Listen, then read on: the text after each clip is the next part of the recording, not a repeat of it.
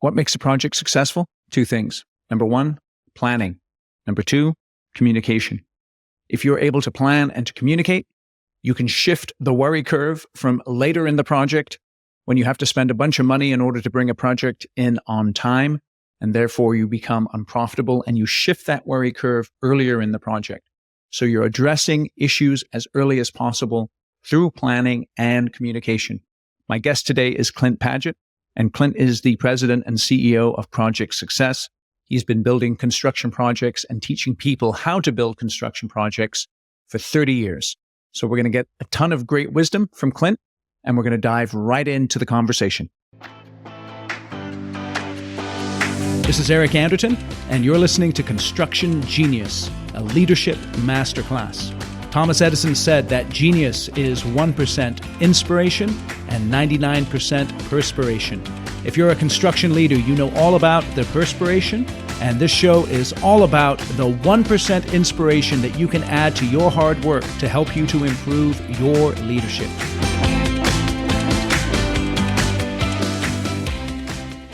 Clint, welcome to Construction Genius. Thanks for having me, Eric. Good to be here.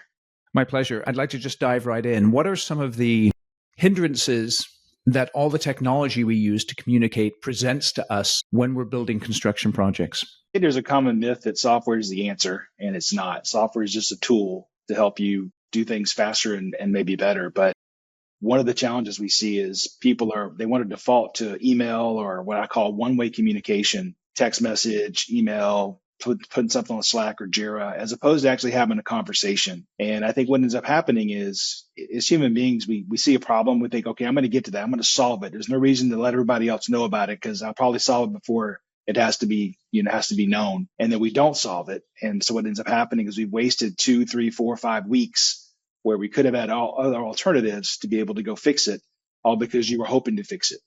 So I think technology exacerbates that by saying, because we have so many things at our disposal, right? I can shoot you an email, I can send a text message, and this is a common theme through all projects, actually. So what ends up happening is, how many times you picked up the phone and somebody says, oh, I was just wanting to leave a voicemail. Okay, you didn't really want to talk to me, you wanted to leave a voicemail.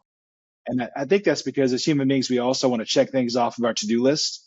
And it's easier for me to check it off my to-do list if I just send you a message saying it's done.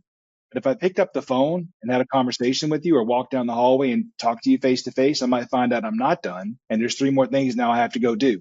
And that's not what I really want. I really want to be able to say I'm done. So it's easy to have those one-way communications as opposed to forcing ourselves to have a conversation and solve the problem. It's interesting there because construction is a team sport. And so you can imply from that communication, dialogue is essential to all problem solving.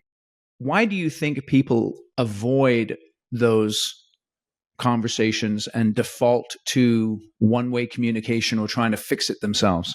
I just think human beings in general, we don't like confrontation. And a one-way message, it's off my plate. A two-way dialogue now requires me to actually have a conversation with you, and you might challenge me. Maybe I'm in the wrong, and I don't like that. So it's easier to say I'm going to fix it later and send you a message, as opposed to actually looking in the face and say, this is a mistake. We screwed this up. Here's how we can go fix it. But I need your help to do that. And that's just not always easy for the human psyche to take on.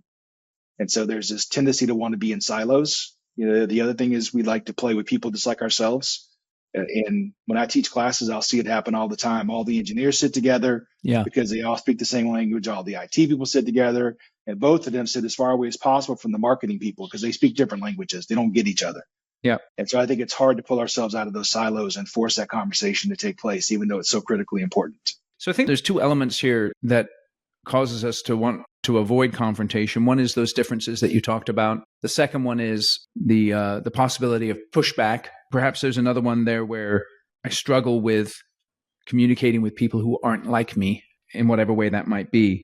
What ways have you found are most effective for helping you prepare for a confrontation or for a conversation that's possibly going to have confrontation in it? So the one thing I have to do is make sure that I've figured out where the other person is going to come from. So if I have a problem I need to talk about, I need to think about what is their reaction likely to be, and what could it be in a very negative way, and what could it be in a hopefully positive way, and be ready to answer those questions. And if it ends up being because sometimes people they're quick to jump and start yelling and screaming, and I am not a person that likes to be yelled and screamed at. So I don't handle that very well. Right. Right. So I try to de-escalate as quickly as possible and say, look, I made a mistake. I'll take full ownership of that mistake. You yelling at me is not going to fix that mistake. All right. And because I made this mistake, I'm never going to make the same mistake again.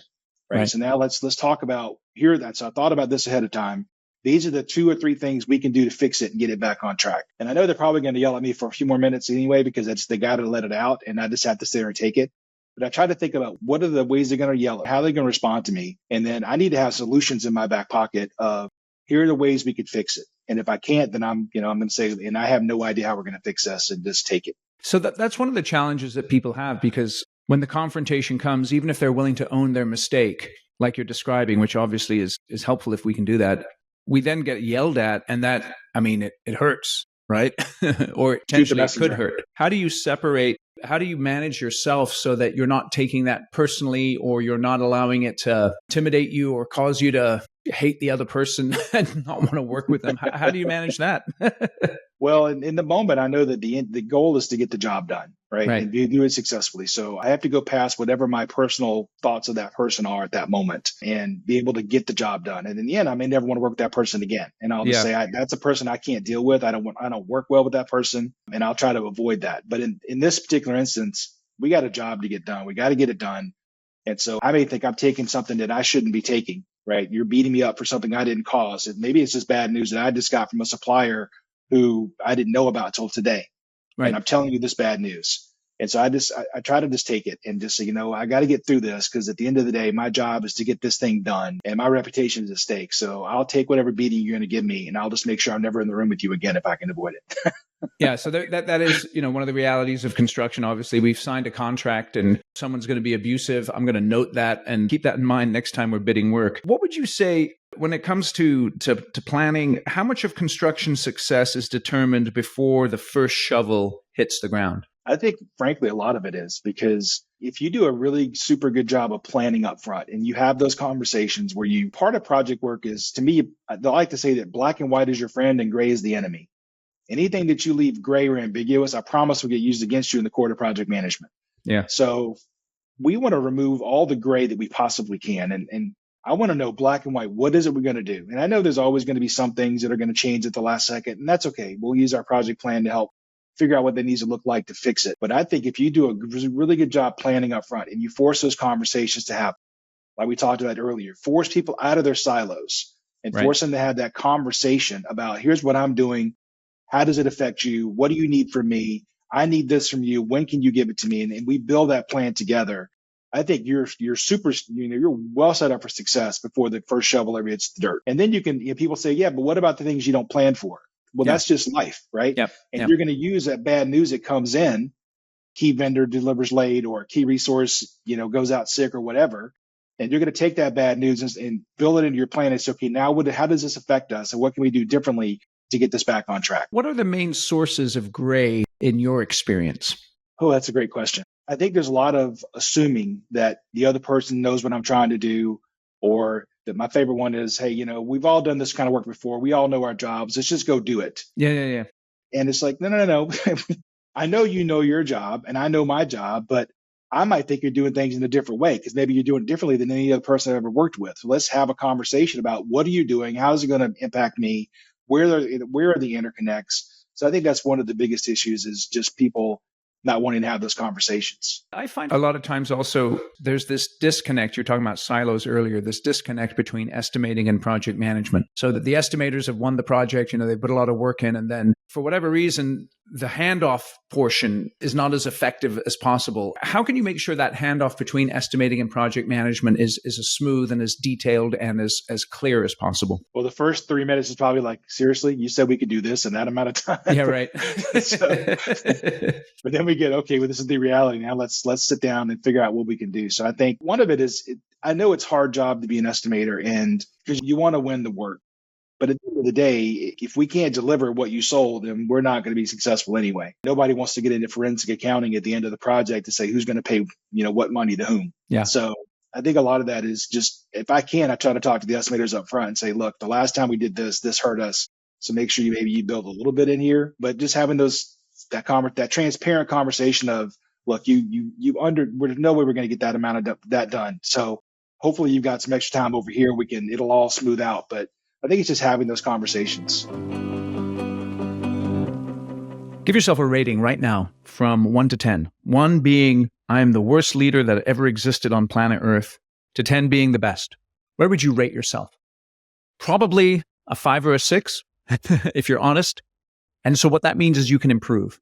And that's why I've created my course, The Shift. The Shift is all about helping you to make the shift from being a project builder to being a builder of people and teams, because that's what you need to be able to do when you get into leadership roles. The Shift is a 5-module course. It's all online. You can take it at your own pace, and it's packed with a ton of great information, strategies, tools, and frameworks to help you to improve your leadership right now. So there's a link in the show notes, theshift.constructiongenius.com. Go out, check out everything about the course, and then enroll for the course. It's $497 per seat.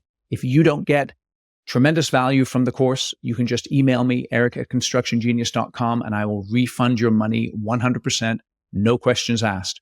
But I don't think you'll need a refund because the course is so good that if you use and apply the information, it will completely transform your leadership abilities. So go out, check out the course, The Shift, and now back to my interview with Clint. So when you're working with project managers, how do you coach them? How do you advise them in terms of how to set up their week? Let's assume they're just working on one project and they've got a whole week ahead of them. And, you want them to hit the ground running well on a Monday and you want them to wrap it up strongly on a Friday. How do you advise them to structure their week? So for me, it's, again, I'm obviously a schedule guy, so I use a schedule for everything. And I look at what are all the things on our to-do list for this week, according to the schedule. And then we look at the ones that are that have the least amount of flexibility, either the ones that are on the critical path or the ones that have very little total float or free float, which means that they're going to push other things out. And that's kind of the way I attack it. Is, what are the bottlenecks? What are the areas I really need to make sure that this person has 55 things on their plate? I don't think they're going to get all 55 of them done. Let me go talk to Joe or Jane and see what help I can bring to bear. So it's really looking at the whole week and saying, what do I need to be focusing on each individual day? Might be different people each day as well, but what do I need to check and make sure, is that site going to be clear for the crane to be delivered? Just what are the highlights that are things that are really going to hurt us in the end? And just having those meetings with people and say, hey, just don't have an agenda. Just want to stop by and say, hey, how's it going? What can I do to help? Where are the bottlenecks? You need me to go do something for you that's not in the plan. There's something come up we didn't plan for, which is called life. Just having those, not being afraid to talk. Yeah, so it's identifying those bottlenecks and then addressing them. Talk more about how to prioritize the bottlenecks. So let's say, you talked about the critical path, but then, some people look at everything as critical path. How do you go through that process of prioritization? Yeah, so I think it's a great question, Eric. One of the things I think we have to help people understand is critical and important often get conflated. There are things that are very, very important, but in project work, critical has a very specific definition. It means if this task is late, my project will be late. It's an activity on the critical path. So there can be very important things like a permit or pulling cable. It could be something very, very important to you or your boss, but because it's not on the critical path, it means it could be late by a day or two. And you have to help people understand, just because something is important doesn't mean it's automatically going to be on the critical path. Right. So once we know what's on the critical path, what that means is all the other activities, which is way more than half, could be late by 1 or 2 days, and it doesn't really matter. Right. Mm-hmm. So it's really about understanding these are the important ones, and ones that are, if they're on the critical path, they've got to be done as planned, or we're going to be in trouble. And then looking at those ones that have what we call 1 day of total free float or total float on them, which says they're 1 day away from becoming critical, or they're 1 day away from hurting a bunch of other people downstream. And looking at the ones that have the least amount of flexibility and saying, this is the priority I need to work in. The ones that are 0 total float, which is critical, and the ones that are just 1 or 2 days away.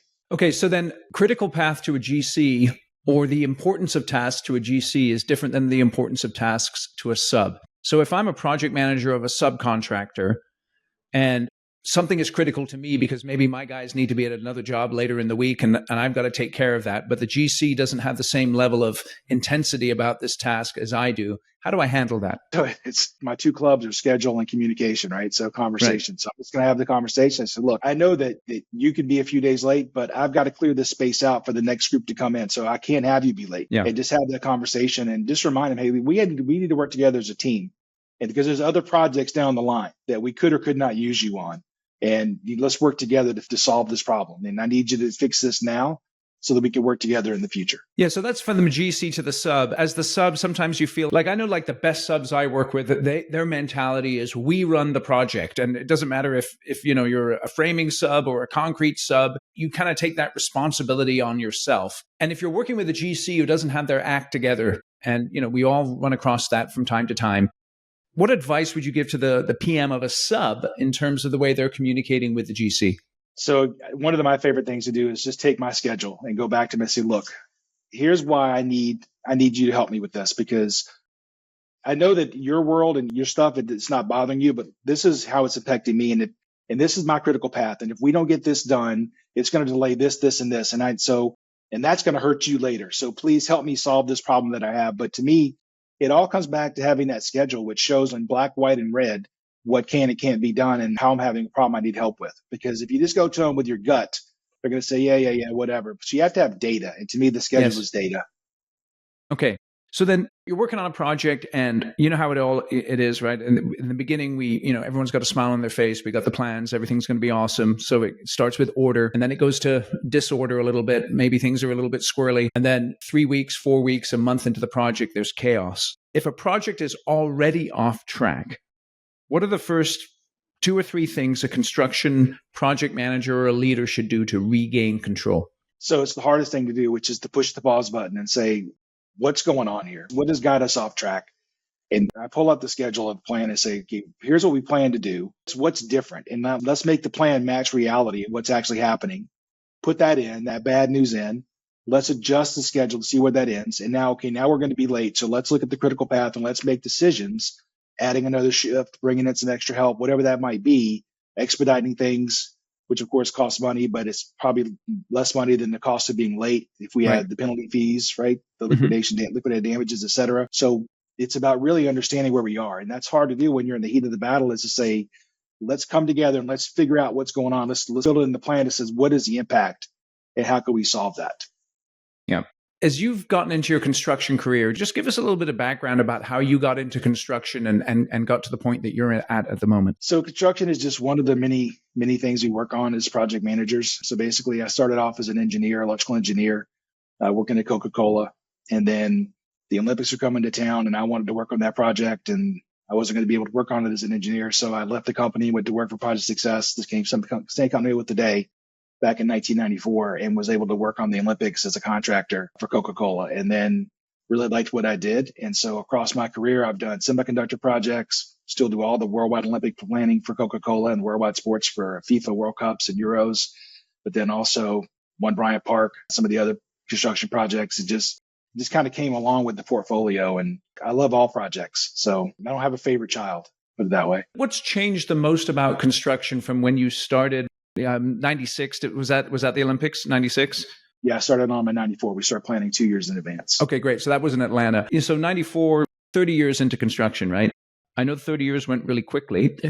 It does. I know, huh? What do you think has changed about construction that has made it better or has made it worse in the last 30 years? It's a good question. On one hand, I think it's something that hasn't really changed that much. And the other one is software really has helped us.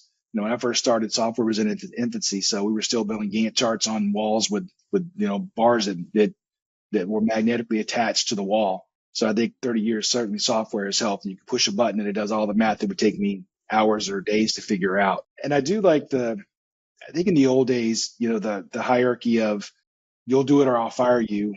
That works really well for the project manager, but not so much for the people on the team. I think it has become more collaborative.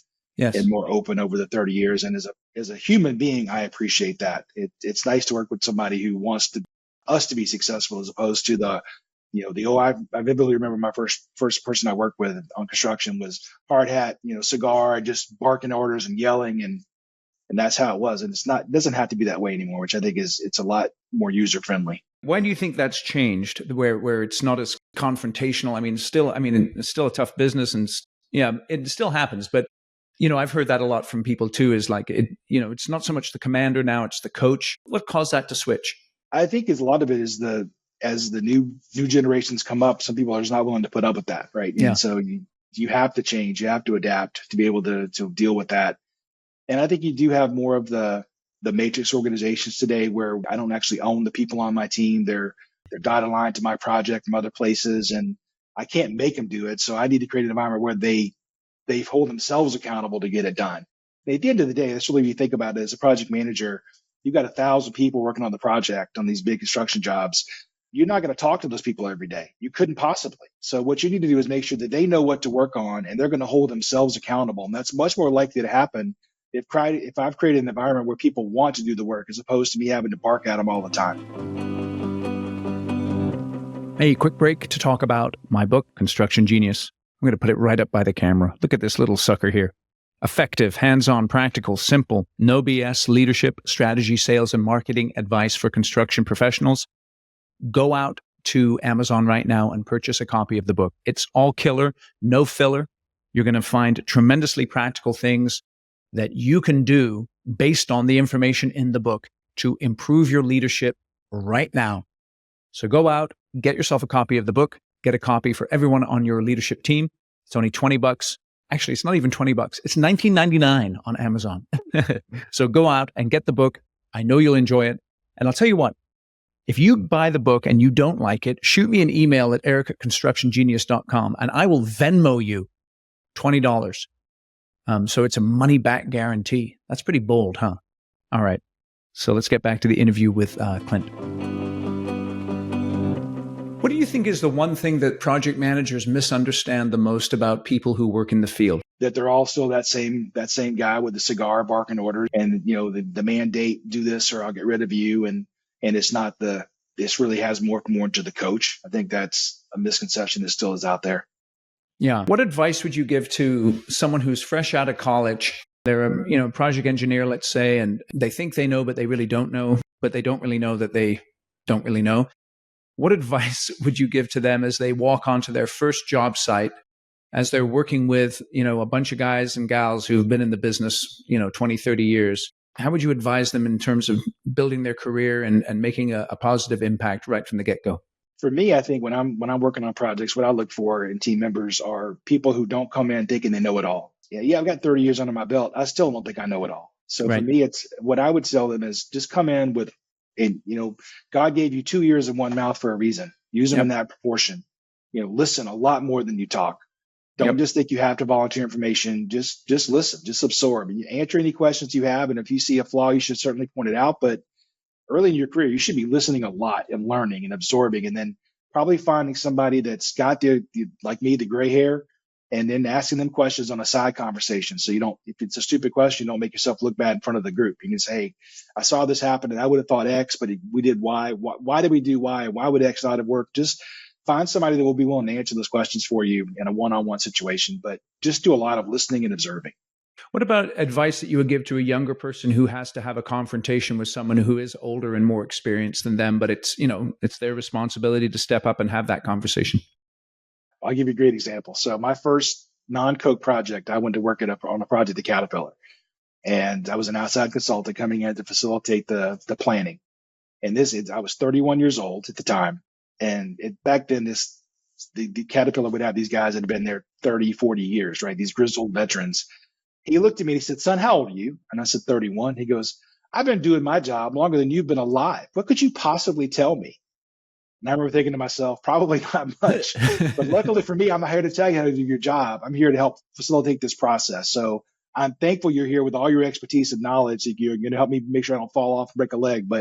And so I was just telling you, here's what my job is, and I need to rely on them. I'm not here to tell you how to do your job. So try to make it non-confrontational. It's more about putting the feather in their cap, saying, I'm glad you have all this knowledge, and here's what I'm trying to do, and here's the issue that I have, and so help me solve this. And really make it more about them helping me as opposed to being confrontation. What do you think separates an A-level project manager when you get a new project, you're thinking, man, I want that guy on my project. What separates those A-level project managers from the B's and the C's? Because, I'm asking this because I think sometimes I run across a project manager and, they spend 1 year with one company, 2 years with another, 6 months with another. And you're like, what's up with you, dude? I mean, it's like good help's hard to find. Why are you going from project to project? So what is that separation, that distinction? For me, it's all about having a conversation with saying, look, what has been your background? What has been this? What has been that? And I ask questions. How would you handle this situation? Or this, I noticed you were on this project and I heard this happened on that project. What really happened? How did you solve it? What would have been better, more or better prepared? How would you have done it? And, I had this theory, I kind of jokingly called it the theory of chaos. And what I look for are people that are willing to take the time up front to do planning. Yeah. And what I call shift the worry curve, because my experience has been people who don't plan. And here's what happens. It's, I'm good at my job. I know what I'm doing. I got plenty of time to get it done.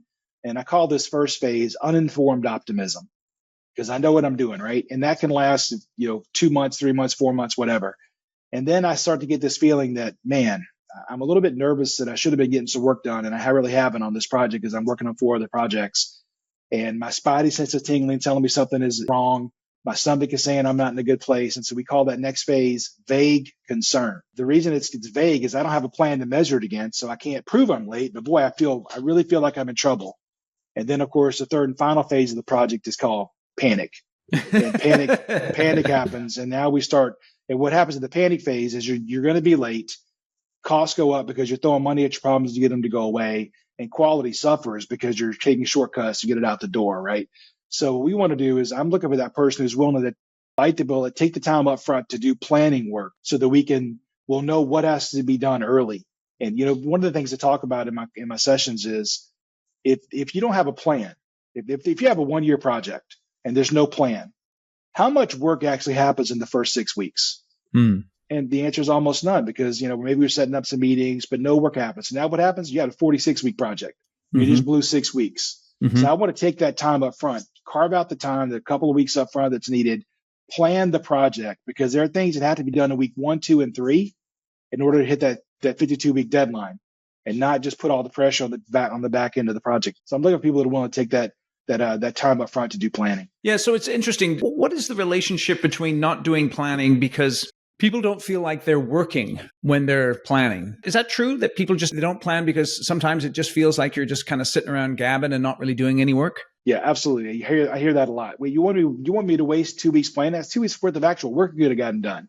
Right. And so what we have to do is say, yes, but by planning it, we'll know when things have to be done. And I promise you, we won't be late. We'll actually be able to finish earlier.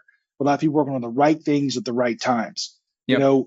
This theoretical Fred, what if I could tell you on a project that you have 10 things on your to-do list this week, but only 2 of them mattered and the other 8 you could delay? Without a plan, you're just going at everything in an ad hoc way.